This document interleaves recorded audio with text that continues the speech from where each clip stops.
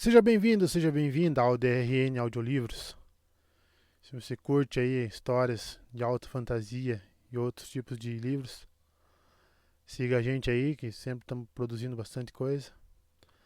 Deixe suas dicas para leituras futuras, mesmo que eu não traga imediatamente, em alguma hora eu vou trazer. Se tem alguma dica de melhoria também, deixe nos comentários que a gente sempre tenta te seguir. E que 2023 seja um ano melhor para todos nós. Não esqueça de curtir e deixar o like para dar uma força pra gente no canal também aí. E vamos mergulhar nas nossas aventuras. Capítulo 28. Espinho Carmim. Não era bem o cenário da explosão que Elaine temia.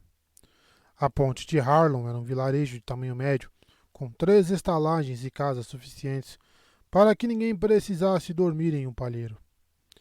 Naquela manhã, quando Elaine e Birch desceram para o salão comum, a senhora Jill, a estalajadeira roliça, sorriu com doçura e ofereceu a maior reverência que conseguiu. Não foi só por Elaine ser uma Aes Sedai. A senhora Jill estava tão contente por sua estalagem estar lotada, ainda mais com tanta neve acumulada nas estradas, que fazia mesuras para quase todo mundo. Quando as duas entraram, a vianda tratou de engolir apressada o último naco de pão com queijo do café da manhã. Limpou algumas migalhas do vestido verde e pegou seu manto escuro para se juntar a elas. Lá fora, o sol acabava de surgir acima do horizonte, um domo amarelo claro bem baixo. Só uma ou outra nuvem estragava o lindo céu azul, e eram brancas e fofinhas, não do tipo que despejava neve. Tudo indicava um dia maravilhoso para viajar. Não fosse o fato de Adeleas estar marchando pela rua cheia de neve, arrastando pelo braço Garenia Rosowind, uma das comadres. Garenia era uma saldaiana de cintura fina que havia trabalhado como mercadora nos últimos 20 anos, apesar de parecer só pouco mais velha que Ninaeve. Via de regra, seu nariz extremamente aquilino lhes emprestava uma aparência forte. Uma mulher que negociava com firmeza e não se intimidava. No momento, seus olhos escuros e enviesados estavam arregalados e a boca larga estava aberta, emitindo um gemido mudo. Um grupo cada vez maior de comadres se erguia logo atrás, as saias erguidas para não arrastar na neve, uma cochichando com a outra e com mais mulheres vindo de todas as direções para se juntar a elas. Riane e o restante do círculo do tricô iam na frente, todas com um semblante soturno, exceto por Christian, que parecia ainda mais pálida que de costume. A Alice também estava presente, com uma expressão absolutamente impassível. Adeleas parou diante de Elaine e empurrou Garenia com tanta força que a mulher caiu de 4 na neve. E ali continuou gemendo. As comadres se reuniram atrás dela, outras mais chegando para engrossar o bando. Estou trazendo isto a você porque Ninaeve está ocupada, explicou a irmã marrom para Elaine. Ela queria dizer que Ninaeve estava aproveitando alguns momentos sozinha com Lan em algum lugar, mas desta vez nem a sombra de um sorriso lhe perpassou os lábios. Fique quieta, criança, ralhou ela com Garenia, que tratou de fazer silêncio. Adeleas fez um meneio satisfeito com a cabeça. Esta não é Garenia Rosowind. Finalmente a reconheci. É Zarya Alcaese, uma noviça que fugiu pouco antes de Vandene e eu decidimos nos recolher e escrever nossa história do mundo. Quando eu a confrontei, ela admitiu. Me surpreende Cariane não a ter reconhecido antes. Elas foram noviças juntas durante 2 anos. A lei é clara, Elaine. Uma fugitiva deve voltar a usar o branco o mais rápido possível e precisa ser mantida sob disciplina rígida até poder ser levada de volta à torre para o devido castigo. Depois disso, ela não vai mais cogitar fugir. Elaine assentiu devagar, tentando pensar no que dizer. Quer Garenia, Zarya, pensasse ou não em fugir de novo, não teria oportunidade. Era fortíssima como poder e a torre não a deixaria partir, nem se ela levasse o resto da vida para conquistar o Chale. Mas Ellen estava se lembrando de algo que ouvira aquela mulher dizer na primeira vez em que se viram. Suas palavras não tinham feito sentido na época, mas agora faziam. Como Zarya aceitaria de novo com o branco das noviças depois de passar 70 anos vivendo de forma independente? 70? Caramba! Para piorar, os cochichos das comadres começavam a soar como bate-boca. Ela não teve muito tempo para pensar. De repente, Christian caiu de ajoelhada e com uma das mãos agarrou as saias de Adeléas. Eu me entrego, disse ela, tranquila, em um tom de voz que destoava por completo daquele rosto pálido. Fui inscrita no livro de noviças há quase 300 anos. Tá, porra! E fugi menos de um ano depois. Eu me entrego e rogo por piedade. Foi a vez de Adeléas arregalar os olhos. Kirsten estava alegando ter fugido da torre quando ela ainda era uma criança, se não antes de ter nascido.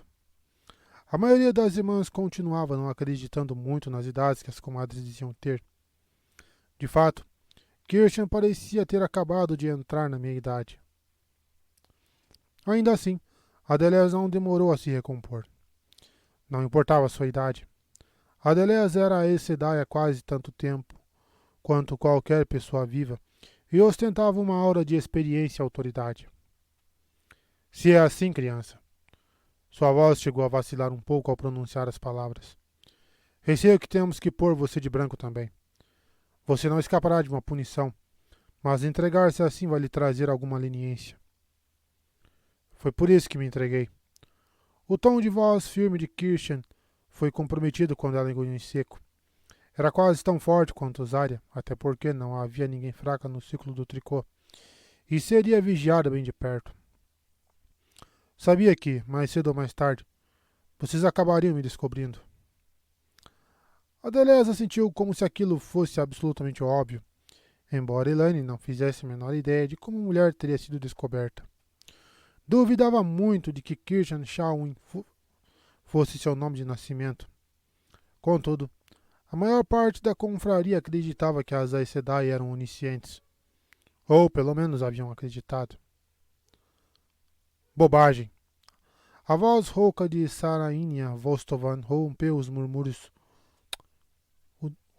dos burburinhos das comadres. Ela não era nem forte o bastante para se tornar uma Aes Sedai, nem tinha idade suficiente para se destacar na confraria. Mas possuía um ar desafiador e deu um passo à frente. Por que deveríamos entregá-las à Torre Branca? Nós ajudamos mulheres a fugir, e com razão. Entregá-las não faz parte das regras. Controle-se, rebateu Riane com contundência. Alice, encarregue-se de Sarainia, por favor. Parece que ela se esqueceu de muitas regras que diz conhecer. Alice olhou para Riane, seu semblante ainda indecifrável. Alice, que impunha as regras da confraria com mão firme. Não faz parte das nossas regras devolver fugitivas, Riane, reforçou ela. Riane se sobressaltou como se tivesse sido golpeada. E de que modo você sugere que fiquemos com elas? Questionou por fim. Sempre mantivemos fugitivas à parte até termos certeza de que não eram mais caçadas. E se elas fossem encontradas antes, deixávamos as irmãs as levarem. Essa é a regra, Lizzie. Que outra regra você propõe quebrar? Vai sugerir que nos posicionemos contra as Aes Sedai?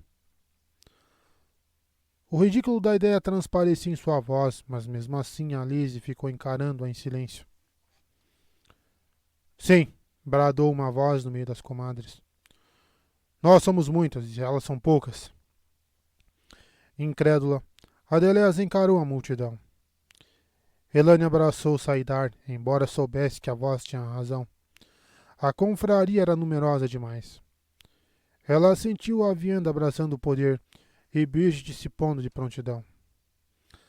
Aprumando-se como quem voltava a si, Alice fez algo bem mais prático e sem dúvida mais efetivo. Sarainia, disse em voz alta, você vai se apresentar a mim quando pararmos hoje à noite, trazendo uma vara que você mesma vai cortar antes de partirmos nesta manhã. Você também, Asra. Eu reconheço sua voz. E então, com o mesmo tom de voz, dirigiu-se a Riane. Vou me apresentar para seu julgamento quando pararmos hoje. Não estou vendo ninguém se preparando. As comadres trataram de se dispersar para ir buscar suas coisas, mas Elaine viu algumas delas conversando baixinho no caminho. Quando atravessaram a ponte sobre o córrego congelado que serpenteava ao lado do vilarejo, com Nina Eve sem acreditar no que perdera e olhando de cara feia ao redor em busca de alguém em quem pudesse passar um pito, Sarainha e Asra levavam varas, bem como Alice e Zarya e Christian trajavam vestidos brancos providenciados às pressas por sob os mantos escuros. As chamadoras de ventos lhes apontavam o dedo e davam sonoras gargalhadas. Mas muitas comadres continuavam conversando em grupinhos, calando-se sempre que uma irmã ou alguma integrante do círculo do tricô pousava a vista nelas. E havia um ar sombrio em seus olhos toda vez que fitavam uma Aes Sedai.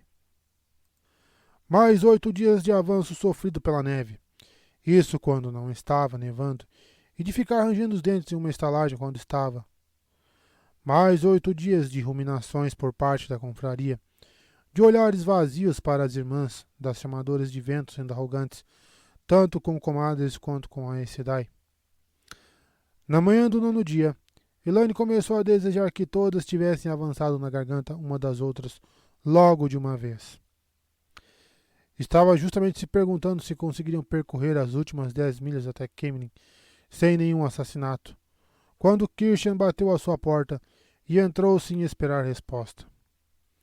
O vestido de lã simples que a mulher vestia não era do tom de branco adequado a uma noviça, e ela, de alguma forma, recuperara muito de sua dignidade, como se soubesse que seu futuro tinha aliviado seu presente, mas no momento só fez uma mesura ligeira, quase tropeçando no manto, e seus olhos quase denotavam ansiedade.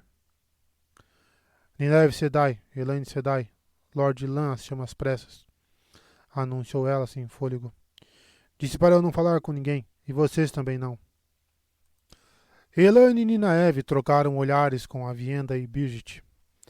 Nynaeve resmungou baixinho a respeito de ele não saber separar o público do privado, mas ficou óbvio que não acreditava de verdade nisso, mesmo antes de ruborizar. Elaine sentiu Birgit se concentrando, a flecha posicionada à caça de um alvo. Kirsten não sabia o que Lan queria, apenas onde devia levá-las. A cabaninha nos arredores da passagem de Cullen, onde Adele as levara Span na noite anterior. Lan estava esperando do lado de fora, os olhos frios como o ar, e não deixou Kirsten entrar. Quando Elaine entrou, entendeu o porquê. Adeleas estava caída de lado junto de um banco tombado, uma xícara no chão áspero de madeira não muito longe de sua mão estirada. Os olhos estavam vidrados e uma poça de sangue seco se derramava do corte profundo que lhe rasgara a garganta. Span estava em um pequeno catre, com os olhos cravados no teto. Os lábios repuxados, feito um sorriso forçado, deixavam seus dentes à mostra. E os olhos esbugalhados pareciam tomados de horror. E não era para menos, já que uma estaca de madeira da grossura de um pulso despontava por entre seus seios. O martelo, que obviamente fora usado para cravá-la, jazia ao lado do catre junto de uma mancha escura que se estendia por debaixo dele.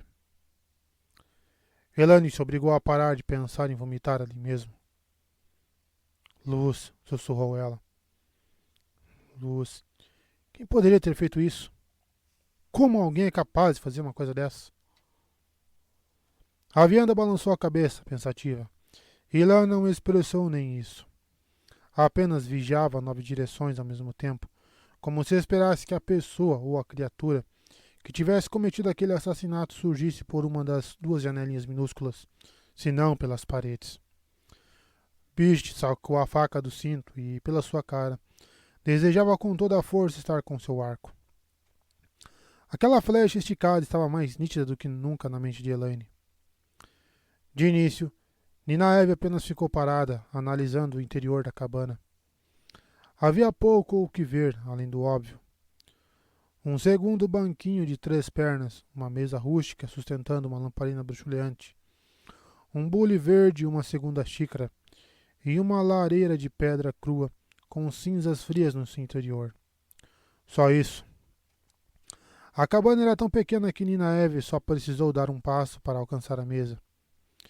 Ela mergulhou o dedo no bule, encostou a ponta na língua e então cuspiu com gosto e esvaziou todo o conteúdo na mesa, lavando-a com chá e folhas.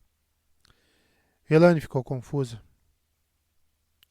O que aconteceu? Perguntou Vandene com frieza da porta.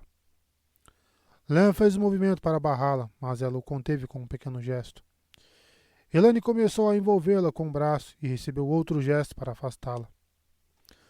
Os olhos de Vandene não se desviaram de sua irmã. A expressão de serenidade a excedai apostos. A mulher morta no catre parecia nem existir. Quando vi todas vocês vindo nessa direção, pensei. Sabíamos que não tínhamos muitos anos pela frente, mas... Sua voz parecia serenidade personificada, mas não seria de se admirar se fosse uma máscara. O que você descobriu, Nina Eve? Era até esquisito ver pena no rosto de Nina Eve. Pigarreando, ela apontou para as folhas de chá sem encostar em nenhuma, para raspas brancas entre o emaranhado de folhas pretas. Isto é rainha de espinho carmim, revelou, tentando soar pragmática, mas falhando. Como é doce, às vezes não dá para perceber no meio do chá, a não ser que a pessoa já conheça a planta, especialmente se acrescentar bastante mel. Vandene assentiu sem jamais tirar os olhos da irmã. Adelés tomou gosto por chá doce em Eboldar. Em pequenas quantidades, alivia a dor, observou Nina Eve. Nessa quantidade mata, mas lentamente. Mesmo só alguns golinhos já bastariam. Respirando fundo, ela acrescentou. Elas poderiam ter ficado conscientes por horas, sem conseguir se mexer, mas conscientes. A pessoa que fez isso ou não queria correr o risco de alguém aparecer a tempo com um antídoto. Não que eu conheça algum para um preparo tão forte. Ou queria que uma das mulheres soubesse quem as estava matando. Elaine arfou diante de tamanha brutalidade, mas Vandene apenas assentiu. Spam, eu acho, já que elas parecem ter gastado mais tempo com ela, disse a irmã verde de cabelo branco, parecendo quase estar pensando alto, decifrando um quebra-cabeças. Cortar uma garganta levava menos tempo do que enfiar uma estaca no coração de alguém. Sua calma deixou Elaine arrepiada. Adelés jamais teria aceitado uma bebida de alguém que não conhecesse, não estando aqui com o Spam. Esses dois fatos já sinalizam quem a matou, de certa forma. Uma amiga das trevas e alguém do nosso grupo. Uma de nós. Elaine sentiu 2 calafrios, o dela e o de Birgit.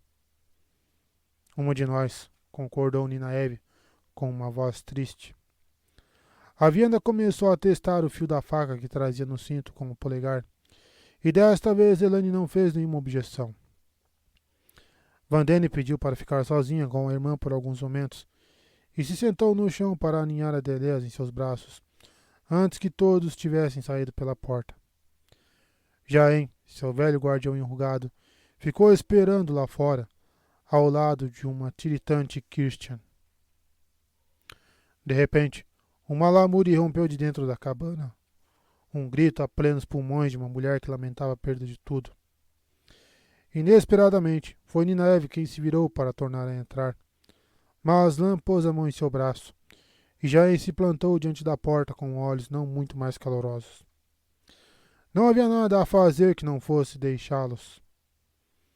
Vandene para chorar sua dor, e Jaen para vigiá-la enquanto isso. E compartilhar o sentimento, percebeu Elaine, sentindo aquele nó de emoções na cabeça de Birgit.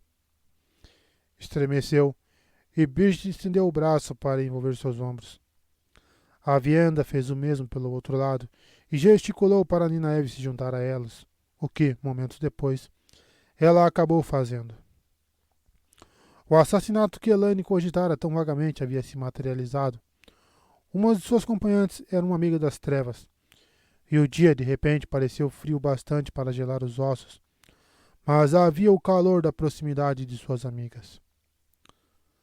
As últimas 10 milhas até Camelin foram fúnebres e levaram 2 dias na neve, deixando até as chamadoras de ventos devidamente desanimadas. Não que isso as fizesse exigir menos de Merilile. Não que as comadres tivessem parado de tagarelar e se calar toda vez que uma irmã ou alguma integrante do círculo do tricô se aproximava. Vandene, que pusera a sela de detalhes prateados da irmã em seu cavalo, parecia tão serena quanto estivera junto ao túmulo de Adeléas. Mas os olhos de Jain estavam carregados de uma promessa mortífera silenciosa, que com certeza também era sentida no coração de Vandene. Elaine não poderia ter ficado mais feliz ao ver as muralhas e torres de Camelin sem aquela imagem que lhe valesse a coroa das rosas e trouxesse Adeléas de volta. Nem Camelin, uma das maiores cidades do mundo, já tinha visto um grupo como o dela. Uma vez no interior das muralhas de 50 pés de pedra cinzenta, as mulheres chamaram a atenção ao cruzar a cidade nova por ruas largas e cheias de neve parcialmente derretida, fervilhando de pessoas, carroças e carroções. Comerciantes ficavam boquiabertos à porta de suas lojas. Carroceiros puxavam as rédeas de seus animais para ficar olhando. Aiel gigantescos e donzelas altas pareciam observá-los de todos os cantos. As pessoas nem reparavam mais nos Aiel, mas Elaine, sim. Ela amava a Vienda como a si mesma, até mais. Mas não tinha como amar um exército de Aiel armados caminhando pelas ruas de Camelin. A cidade interna, rodeada por muralhas com torreões listrados de branco e prata, era uma lembrança prazerosa. E Elaine finalmente começou a sentir que estava chegando em casa. As ruas seguiam as curvas das colinas, e cada aclive proporcionava uma nova perspectiva de parques cobertos de neve e monumentos dispostos para serem vistos tanto de cima quanto de perto, de torres de ladrilhos brilhantes que reluziam em centenas de cores ao sol da tarde, até que o próprio Palácio do Sol surgiu diante delas. Uma mistura de pináculos claros, cúpulas douradas e intrincados arabescos de alvenaria. O estandarte de Andor, o leão branco em um fundo vermelho, panejava em quase todas as proeminências, e, nas demais, ou o estandarte do dragão, ou o estandarte da luz. Nos altos portões dourados do palácio, Elaine avançou sozinha a cavalo, trajando seu vestido de cavalgada cinza castigado pela viagem. A tradição e a lenda dizia que mulheres que chegavam ao palácio em trajes opulentos sempre fracassavam. Ela tinha deixado claro que precisava fazer aquilo sozinha, mas quase desejava que a Vianda e Birgit tivessem conseguido vencer a discussão. Metade das 2 dezenas de guardas à frente dos portões era composta por donzelas Aiel. A outra era homens de elmos azuis e casacos também azuis, com um dragão vermelho e dourado no peito. Sou Elaine Trakand, anunciou ela bem alto, surpresa com quão calma soava. Sua voz reverberou e, por toda a grande praça, as pessoas interromperam suas conversas para encará-la. A antiga frase fluiu de sua boca. Em nome da casa Trakand e pela devida descendência de Ishara, vim reivindicar o trono do leão de Andor, se a luz assim desejar. Os portões se abriram. Certamente não seria tão fácil. Nem a posse do palácio era suficiente para segurar o trono de Andor. Transferindo o cuidado de suas acompanhantes a uma estupefata Raine Harford, e muito contente ao ver que a criada-chefe já grisalha, roliça e tão majestosa quanto qualquer rainha, ainda tinha o palácio sob suas mãos hábeis. E um grupo de serviçais com uniformes vermelhos e brancos. Elaine entrou apressada no grande salão, a sala do trono de Andor. Outra vez, sozinha. Nada disso fazia parte do ritual. Ainda não. Ela deveria estar indo se trocar e vestir a seda vermelha com um corpete trabalhado em pérolas e leões brancos subindo pelas mangas, mas não resistiu ao impulso. Dessa vez, nem Ninaeve tentou ser contra. Colunas brancas de 20 passadas de altura ladeavam o grande salão. A sala do trono ainda estava vazia. Não ficaria assim por muito tempo. A luz clara da tarde penetrando pelos batentes envidraçados das janelas altas, que tomavam as paredes, se misturavam com a luz colorida que entrava pelas enormes clarabóias do teto, onde o leão branco de Andor se alternava com cenas de vitórias andorianas e os rostos das primeiras rainhas daquela terra, começando pela própria Ishara, de pele tão escura quanto qualquer Ata Amieri, tão cheia de autoridade quanto qualquer Aes Sedai. Nenhuma governante de Andor poderia se perder na função com as predecessoras que forjaram aquela nação, encarando-a de cima assim. Uma coisa que temia ver. Aquela monstruosidade de trono, cheia de dragões dourados que ela havia visto no tablado do outro lado do salão, em Tel Aerariod. Não estava ali, graças à luz. O trono do leão também já não se encontrava em um pedestal alto, como se fosse uma espécie de troféu, mas mantinha seu devido lugar em cima do estrado, uma cadeira maciça com entalhes e douraduras, mas de tamanho adequado a uma mulher. O leão branco, desenhado com pedras da lua em um campo de rubis, pairaria sobre a cabeça de qualquer uma que se sentasse ali. Nenhum homem poderia se sentir à vontade sentado naquele trono, porque, segundo a lenda, saberia que teria selado seu destino. Elaine achava mais provável que seus construtores tivessem apenas se certificado de que um homem não caberia nele com facilidade. Ela subiu os degraus de mármore branco do estrado e pôs a mão em um dos braços do trono. Não tinha o direito de se sentar, ainda não. Só quando fosse reconhecida como rainha. Mas fazer juramentos no trono do leão era um costume tão antigo quanto Andor. Foi preciso resistir ao desejo de simplesmente cair de joelhos e chorar no assento do trono. Podia até já estar resignada quanto à morte da mãe, mas estar ali a fazia reviver toda aquela dor. Não podia desabar justo agora. Sob a luz, eu vou honrar sua memória, mãe, falou baixinho. Vou honrar o nome de Morgase Trakand e tentar trazer apenas honra à casa Trakand. Ordenei aos guardas que barrassem os curiosos e interesseiros. Suspeitei que você quisesse passar um tempo sozinha aqui. Elaine se virou devagar e deu de cara com Daelin Taravin no instante em que a mulher de cabelo dourado atravessava o grande salão. Daelin fora uma das primeiras apoiadoras de sua mãe em sua jornada para chegar ao trono. A mulher já ostentava mais fios grisalhos do que Elaine se lembrava e mais linhas nos cantos dos olhos, mas ainda era bem bonita, uma mulher forte e poderosa como uma amiga ou rival. Ela parou aos pés do estrado e olhou para cima. Faz 2 dias que ouvi rumores de que você estava viva, mas só acredito mesmo agora. Quer dizer que você veio aceitar o trono das mãos do dragão renascido? Reivindico o trono porque é meu direito, Daelin, e com minhas próprias mãos. O trono do leão não é um presentinho para ser dado por um homem. Daelin assentiu como se tivesse escutado uma verdade cabal, o que realmente era, para qualquer andoriano. Como você se posiciona, Daelin? Em apoio a Trakand ou contra? Escutei seu nome com frequência no caminho até aqui. Já que você reivindica o trono por direito seu, eu em apoio. Poucas pessoas podiam soar tão secas quanto ela. Elaine se sentou no degrau mais alto e fez um gesto para a mulher mais velha se juntar a ela. Claro que há alguns obstáculos, prosseguiu Daelin, enquanto erguia as saias azuis para se sentar. Já houve vários pretendentes, como você deve saber. Nayan e Elenia foram devidamente presos por mim, sob uma acusação de traição que a maioria das pessoas parece disposta a aceitar. Por enquanto. O marido de Elenia segue trabalhando por ela, ainda que com toda a discrição.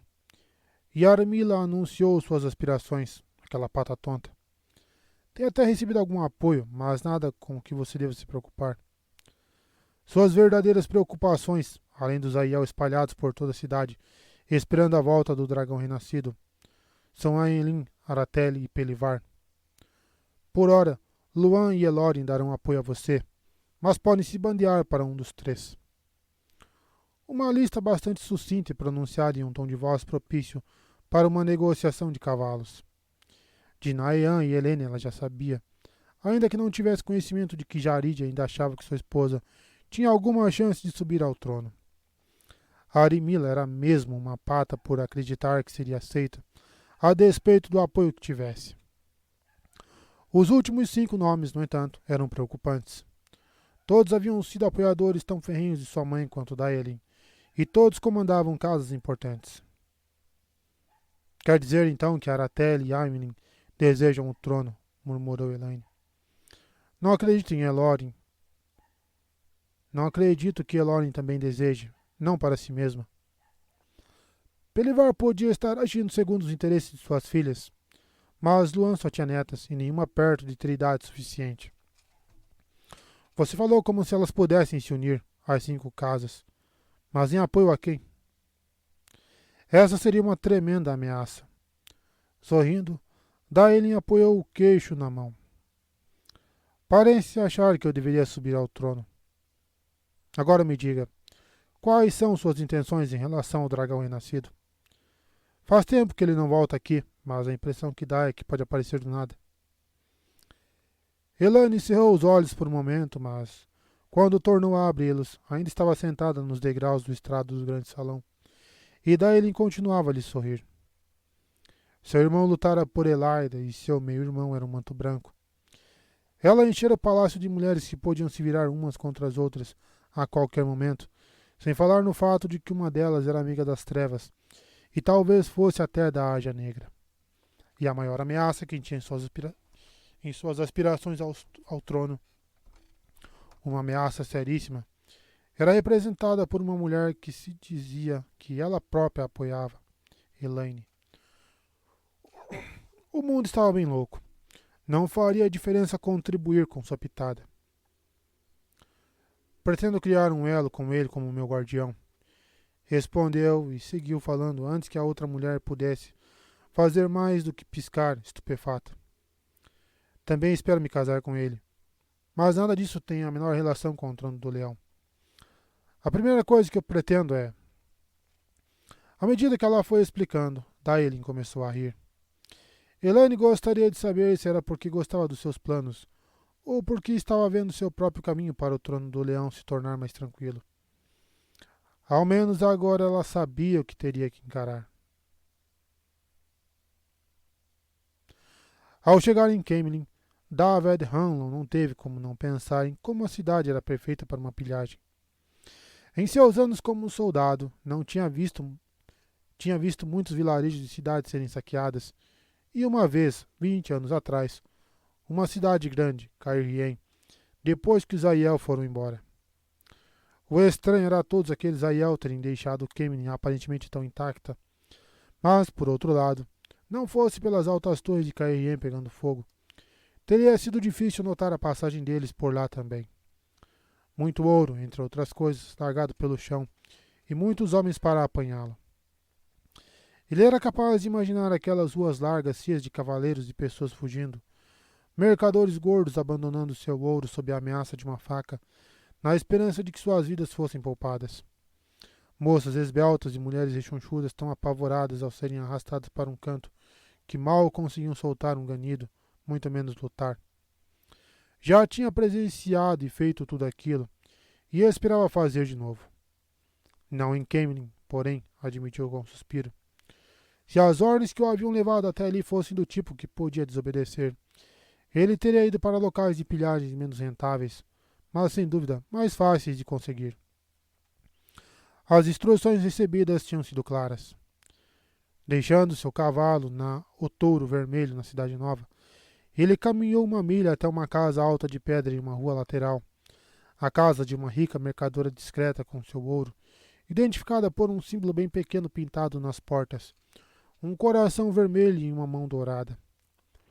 O brutamontes que o deixou entrar não era nenhum criado doméstico, com as juntas dos dedos marcadas e os olhos sombrios. Sem dizer uma palavra, o homenzarrão o conduziu casa adentro e depois abaixo, em direção aos porões. Hanlon afrouxou a espada na bainha. Entre as coisas que tinha visto estavam homens e mulheres fracassados, que tinham sido guiados para as próprias elaboradas execuções. Ele não achava que havia fracassado, mas, pensando bem, não dava para dizer que tinha sido bem-sucedido. Mas havia cumprido ordens, o que nem sempre bastava. No porão de pedra rústico, iluminado por lamparinas douradas dispostas por toda parte, seus olhos bateram primeiro em uma bela mulher trajando um vestido de seda escarlate com um babado de renda, o cabelo preso em uma redinha simples. Hanlon não conhecia aquela tal Lady Shane, mas as ordens haviam sido para obedecer-lhe. Sorrindo, ele fez a melhor reverência que pôde. Ela apenas o encarou, como se esperasse que ele percebesse o que mais havia naquele porão. Seria quase impossível não perceber, já que, tirando uma ou outra barrica, o aposento continha apenas uma mesona pesada decorada de maneira bem estranha. 2 buracos ovais haviam sido abertos no tampo da mesa, e de um deles projetavam-se a cabeça e os ombros de um homem. A cabeça puxada para trás até encostar na superfície de madeira e presa a ela por meio de correias de couro pregadas no tampo e afiveladas a um bloco também de madeira enfiado entre seus dentes. Uma mulher, presa da mesma forma, servia como a outra peça de decoração. Debaixo da mesa, ambos estavam ajoelhados com os pulsos amarrados aos tornozelos. Presos daquela forma, com toda certeza, para algum tipo de deleite. O homem tinha traços grisalhos no cabelo e no rosto de Lorde, mas seus olhos fundos se reviravam frenéticos, o que não surpreendia. O cabelo da mulher, esparramado sobre a mesa, era escuro e sedoso, mas seu rosto era um pouco comprido demais para o gosto de Hanlon. De repente, ele realmente reparou no rosto da mulher, no que sua mão saltou para a espada antes que pudesse se conter. Soltar o cabo lhe exigiu certo esforço, o que ele lutou para disfarçar. O rosto de uma Aes Sedai. Mas uma Aes Sedai que se permitira ser amarrada daquela maneira não representava uma ameaça. Quer dizer então que você tem um pouco de cérebro, avaliou Shiane. Pelo seu sotaque, era uma nobre e tinha um ar dominador ao contornar a mesa para espiar o rosto do homem aprisionado. Pedi ao grande mestre Moridin para me mandar um homem com alguma inteligência. O pobre Jaishin aqui tem pouquíssima. Hanlon franziu o senho, mas tratou logo de suavizar o semblante. Suas ordens tinham sido dadas pela própria Moridin. Pelo poço da perdição. Quem era Moridin? Não importava. Suas ordens tinham sido dadas por Moridin, e isso bastava. O Brutamontes entregou um funil para Shiane, que ela introduziu em um orifício perfurado no bloco de madeira preso entre os dentes de Jaishin. Os olhos do sujeito pareciam que iam saltar da cabeça. O pobre Jaishin aqui falhou miseravelmente, disse Shiane, sorrindo que nem uma raposa encarando uma galinha. Moridin quer que ele seja punido. O pobre Jaishin adora um conhaque.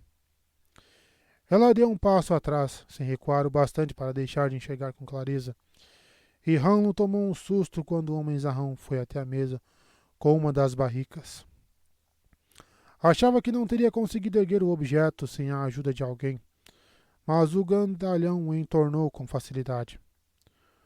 O sujeito amarrado soltou um ganido, e então um jorro de um líquido escuro começou a verter da barrica para o funil, transformando seu grito em um gorgolejo. O cheiro forte de conhaque puro tomou conta do ar. Preso como estava, o homem lutou. Se debateu e chegou até a mover a mesa para o lado, mas a bebida continuou se derramando.